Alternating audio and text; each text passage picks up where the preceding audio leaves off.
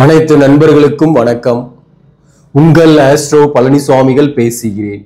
இந்த காணொளியில மேஷம் ராசிக்கு ஜூன் மாதம் 2025 எப்படி இருக்கும் என்பதை பற்றிய ஒரு பொது பலன் தான் இது.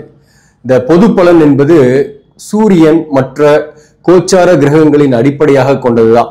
சுய ஜாதகத்திற்கான பலன் இல்லை. மேற்படி ஒரு முக்கிய முடிவுகள் எடுக்கும் போது நீங்க உங்க சுய ஜாதகத்தை கண்டிப்பா பார்த்துட்டு தான் முடிவுகள் எடுக்கும் போது சிறப்பாக இருக்கும். ஏன்னா இப்போ ஒவ்வொருத்தருக்குமே ஒவ்வொரு தசாபுக்தி நடந்துட்டு இருக்கோம். உங்க ஜாதகத்துக்குன்னு ஒரு கொடுப்பனை, ஒரு பிராப்தம் இருக்கும். அந்த கொடுப்பனையோட அல்லது அந்த பிராப்தத்தோட பிறந்திருக்கீங்க இல்லையா, அதுதான் பாத்தீங்கன்னாக்க இந்த தசாபுக்தி காலகட்டத்துல ரிஃப்ளெக்ட் ஆகும். அது நல்லதோ கெட்டதோ. அதே போலதான் இந்த கோச்சார பலன்களோ. சப்போஸ் கோச்சார பலன் என்பது ஒரு 10% தான். கோச்சார பலன்கள் நல்லா இருந்தா கூட தசாபுக்தி சரியில்லைனாக்க உங்களுக்கு எப்பொழுதும் தொடரும் கஷ்டங்கள் என்ற மாதிரிதான் இருக்கும். இப்போ கோச்சாரத்துல என்ன நடக்குது அப்படின்னாக்க, கோச்சாரத்துல சனி 12ல இருக்கிறாரு, விரையச்சனி. அதே போல குரு பகவான் பொறுத்தவரையிலும் ஜூன் மாதத்துல மிதுனத்துல குரு இருப்பாரு. இந்த குரு 3ஆம் இடத்துல, சூரியன் முதல் 15 நாள் 2ஆம் பாவகத்துல இருக்கிறாரு. சோ அந்த நிலைமையிலையும் ஒரே ஒரு பாசிட்டிவ், மறைவு ஸ்தானத்துல இருந்த சுக்கிரன் உச்சம் பெற்று இருந்தாலும் இந்த மாதத்தை பொறுத்தவரையிலும் உங்க ராசியிலேயே சுக்கிரன் வர்றது ஒரு பாசிட்டிவான விஷயம் தான். ஏன்னா ராசியில இருக்கக்கூடிய சுக்கிரன் 7ஆம் இடத்தை பார்க்கும். அந்த வகையில இந்த ஜூன் மாதத்தை பொறுத்தவரையிலும் குறிப்பா புதிய உறவுகள் வரும். புதிய உறவால் மகிழ்ச்சி. யாருக்கு அப்படின்னாக்க, இப்போ திருமணம் ஆகாம நீண்ட நாளா இருக்கீங்க அல்லது மறுமணத்திற்காக வரன் பார்க்கறீங்கன்னா வரன்கள் வரும். திருமணம் ஆகக்கூடிய வாய்ப்புகள் உண்டு. அதே போல புத்திர பாக்கியத்துக்காக நீண்ட நாளா முயற்சி செய்யக்கூடியவர்களுக்கு இந்த காலகட்டத்தை பொறுத்தவரையிலும் நல்ல செய்தி வரும். அல்லது சில பேருக்கு புத்திர பாக்கியமே கிடைக்கும். புத்திர பாக்கியம் கிடைச்சி ஒரு புதிய வரவு வீட்டில் வரக்கூடிய வாய்ப்புகள் ஏற்படும். சோ மொத்தத்துல ஒரு புதிய உறவு வரும். அந்த வகையில உங்களுக்கு ஒரு நண்பர்கள் கூட அறிமுகமாகலாம், புதிய நண்பர் அறிமுகமாகலாம். இந்த மாதத்தை பொறுத்தவரையிலும் இந்த விரயஸ்தானத்துல சனி இருக்கிறதுனால ஒரு வகையில பாத்தீங்கன்னாக்க சுப விரயங்களையும் ஏற்படுத்தும்.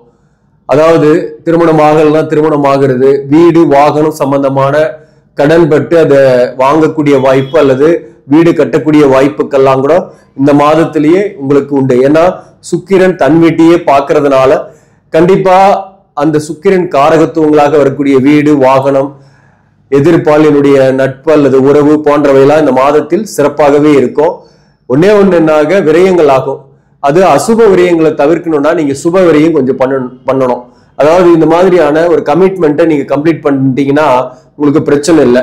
தொழில் வேலையை பொறுத்தவரை எப்படி இருக்கும் அப்படின்னாக்க, வேலையில் இருப்பவர்களுக்கு இடமாற்ற சிந்தனைகள் இருக்கும்.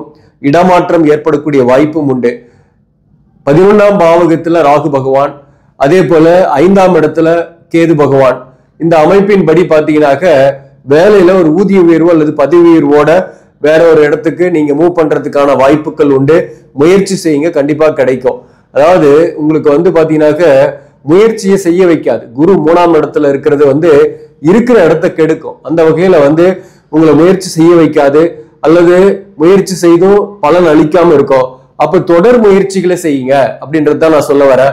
இந்த மாதத்தை பொறுத்தவரையிலும் முயற்சிக்கேற்ற பலன்களை நீங்க அறுவடை செய்யலாம். வேலை விஷயமா சொல்றேன்.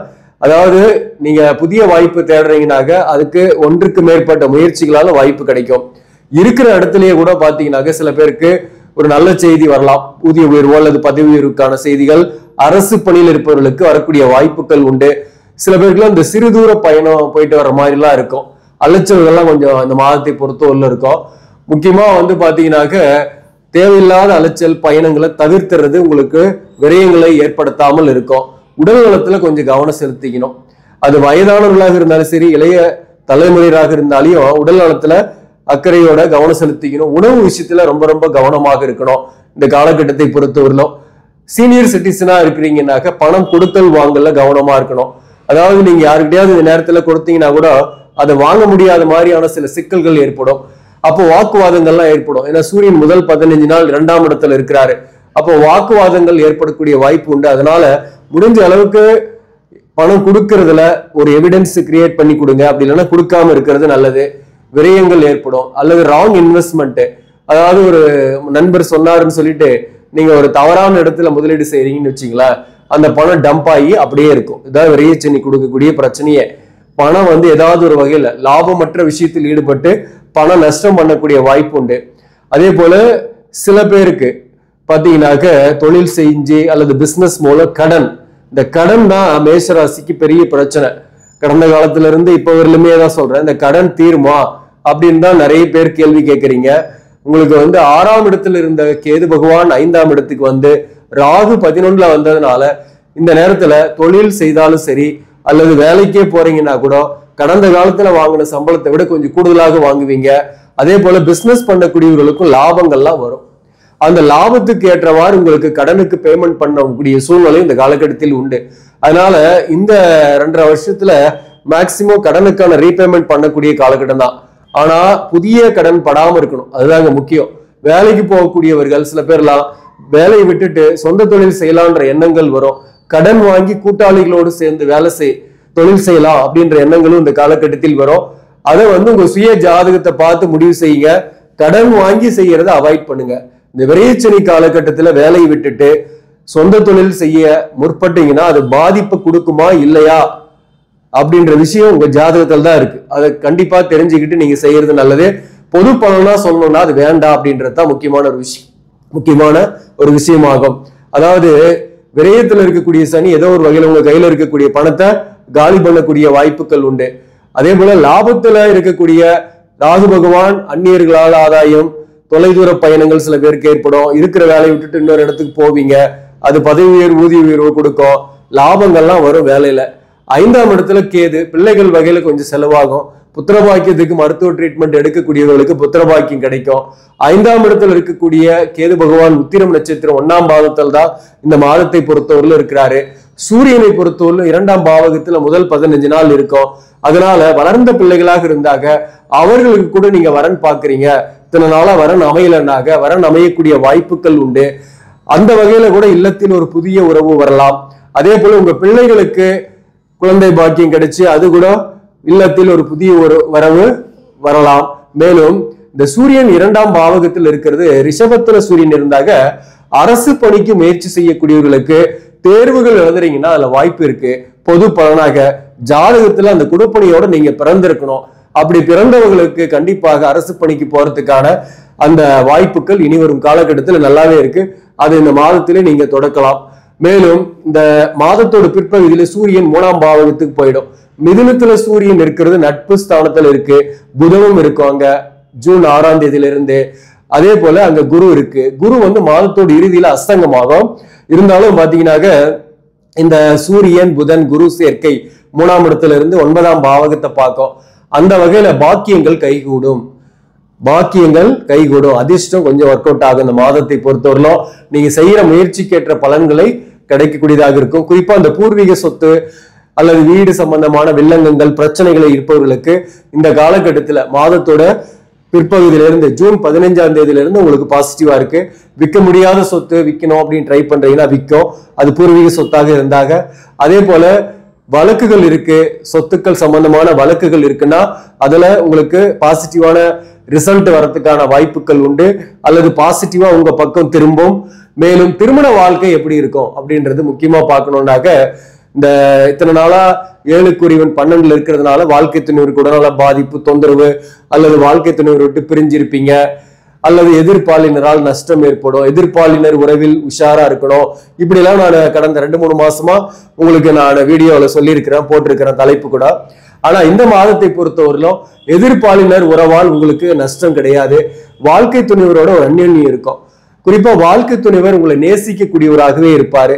ஆனா முதல் 15 நாள் வாக்குவாதங்கள் செய்யாம இருங்க. குடும்ப உறவுகளோட சூரியன் 2ஆம் இடத்துல இருக்கிறதுனால கண், பல்லு, தொண்டை அல்லது முகத்துல சில பிரச்சனைகள் வரலாம், உஷாரா இருந்துங்க. மேலும் இந்த காலகட்டத்துல வாக்குவாதம் மட்டும் குடும்ப உறவுகள் கிட்ட செய்யாம இருந்தீங்கன்னாக்க பிரச்சனையே கிடையாது. அதே போல இந்த புதிய நண்பர்கள் வருவாங்க, அல்லது உங்களுக்கு தெரிந்தே சில பேருக்கு நீங்க உதவி செஞ்சுட்டு அவங்களால பாதிக்கப்படுவோம்னு தெரிஞ்சே அவங்களுக்கு உதவி செய்யக்கூடிய சூழ்நிலை இந்த மாதத்தை பொறுத்தவரையிலும் இருக்கும். அது மேக்சிமம் சில நண்பர்களா இருக்கலாம், அல்லது சில உறவுகளாகவும் இருக்கலாம். உங்களை சுத்தியே இருப்பாங்க. அவங்களுக்கு நீங்க வாலண்டியா உதவி செய்வீங்க, ஆனா அவங்களுக்கு எதிராக செயல்பட்டு இருப்பாங்க. அதுல கொஞ்சம் கவனமா இருங்க. குடும்ப உறவு கிட்ட வாக்குவாதம் செய்யாம இருங்க. வார்த்தை கொடுத்துட்டீங்கன்னா அதை காப்பாற்ற முடியாம போகும். யாருக்கும் வார்த்தை விடாம இருங்க. கணவன் மனைவிக்குள் ஒரு அந்யோன்யம் ஏற்படும். காதல் இருப்பவர்களுக்கு காதல் கைகூடும். சில பேருக்கு காதலை ப்ரொபோஸ் பண்ணக்கூடிய சூழ்நிலை ஏற்படும். சில பேருக்கு புதிய உறவுகள் ஏற்படும். இதுதான் இந்த மாதத்தில் சிறப்பாக தான் இருக்கு. பண விஷயத்துல மட்டும் கொஞ்சம் உஷாரா இருந்தீங்கன்னாக்க எந்த பிரச்சனையும் கிடையாது. வேலையில் இருப்பவர்கள் ஒரு வேலை கிடைச்ச பின்னாடி இன்னொரு வேலைக்கு மாறுங்க. வேலை மாற்றம் ஏற்படக்கூடிய வாய்ப்பு உண்டு. பிசினஸ் பண்ணக்கூடியவர்களுக்கு வருமானம் கூடுதலாக இருக்கும். கடனை கொஞ்சம் திருப்பி செலுத்தக்கூடிய வாய்ப்புகள் உண்டு. கடனை செலுத்துவீங்க. அஸ்வினி நட்சத்திரத்தில் பிறந்தவர்களுக்கு இந்த மாதத்தை பொறுத்தவரையிலும் நீண்ட காலமாக திருமணம் ஆகலனாக திருமணத்திற்கான வரன்கள் வரக்கூடிய வாய்ப்பு உண்டு. முயற்சி செய்யுங்க. அதே போல ஆலங்குடி குரு ஸ்தலம் அங்க போயிட்டு வாங்க. உங்களுக்கு சில நன்மைகள் ஏற்படும். குரு பகவானை வழிபாடு செய்யுங்க. போக முடியாதவங்க அருகாமையிலேயே இருக்கக்கூடிய கோயில்ல தட்சிணாமூர்த்தி வழிபாடு செய்யுங்க. வியாழக்கிழமையில கொண்டக்கடலை மாலை சாத்தி மஞ்சள் நிறத்தில் அங்கவஸ்திரம் சாத்தி ஒரு அபிஷேகம் அர்ச்சனை செஞ்சீங்க. அஸ்வினி நட்சத்திரத்தில் பிறந்தவங்களுக்கு இந்த கணவன் மனைவி உறவுலாம் கொஞ்சம் பிரச்சனையா இருக்கும் அப்படின்னு சொல்லியிருந்தோம். இந்த கணவன் மனைவி உறவு நிலையில இந்த மாதத்தை பொறுத்தவரை பெரிய அளவுக்கு பிரச்சனை இல்லை. அஸ்வினி நட்சத்திரத்தில் பிறந்தவர்களுக்கு, பரணி நட்சத்திரத்தில் பிறந்தவர்களுக்கு இந்த மாதத்தை பொறுத்தவரையிலும் கண் பல் போன்ற இடங்களில் பிரச்சனைகள் வரலாம். கவனமா இருங்க. உங்களுக்கு புதிய உறவுகள் வரலாம். எதிர்ப்பாளினுடைய நட்பு அல்லது காதல் ஏற்படலாம். அதே போல கல்யாணம் கல்யாணம் ஆகக்கூடிய வாய்ப்புகள் உண்டு. மறுமணம் ஆகாதவர்களுக்கு மறுமணம் ஆகக்கூடிய வாய்ப்பு உண்டு. பரணி நட்சத்திரத்தில் பிறவர்களுக்கு வேலை மாற்றம் இடமாற்றம் ஏற்படக்கூடிய வாய்ப்பும் இந்த காலகட்டத்தில் உண்டு. கிருத்திகை 1ஆம் பாதத்தில் பிறந்தவர்களுக்கு கடனை திருப்பி செலுத்தக்கூடிய காலகட்டமாக இருக்கும். வேலை மாற்றம் அல்லது தொழில் மாற்றம் ஏற்படக்கூடியதாக இருக்கும். கணவன் மனைவிக்கு கொஞ்சம் விட்டு கொடுத்து போங்க. வாக்குவாதங்கள் செய்யாம இருங்க. தெரிந்தே ஒரு உறவுக்கு நீங்க உதவி செய்துட்டு சில மன வருத்தங்களை இந்த மாதத்தை பொறுத்தவரையிலும் பெறுவீங்க. நீங்களும் பாத்தீங்கன்னாக்க பரணி நட்சத்திரம் மற்றும் கிருத்திகை 1ஆம் பாதத்தில் பிறந்தவங்களுமே பாத்தீங்கன்னாக்க இந்த மாதத்தை பொறுத்தவரையிலும் ஸ்ரீரங்கம் போயிட்டு படுத்திருக்கக்கூடிய ரங்கநாதரை வழிபாடு செய்யலாம். போக முடியாதவர்கள் வீட்டிலேயே ரங்கநாதருடைய போட்டோ வச்சு வழிபாடு செய்யுங்க. நன்மைகள் வரும். பணம் வரும். செல்வம் பெருகும். செல்வாக்கு வரும். எதிர்பாலினரால் இருந்து வந்த தொல்லைகள் நீங்கும். நிம்மதியா இருப்பீங்க. மொத்தத்தில் இந்த மாதம் பெட்டராகவே இருக்கு அப்படின்னு தான் சொல்லணும். இந்த மாதத்துல சில விஷயம் மட்டும்தான் நெகட்டிவ், மற்றதெல்லாம் பொது பலனா பெட்டரா இருக்கு. ஆக நண்பர்களே, இந்த பதிவு உங்களுக்கு பிடிச்சிருந்தாக லைக் பண்ணுங்க. இதை மற்றவர்களுக்கும் ஷேர் பண்ணுங்க. இன்னும் நம்ம சேனலை சப்ஸ்கிரைப் பண்ணாம பாக்குறவங்க சப்ஸ்கிரைப் பண்ணி கண்டினியூ பண்ணுங்க. இதன் மூலம் உங்களுக்கு ஒரு சரியான ஜோதிட தகவல்களும் ஆன்மீக தகவல்களும் கிடைக்கும். நன்றி, வணக்கம்.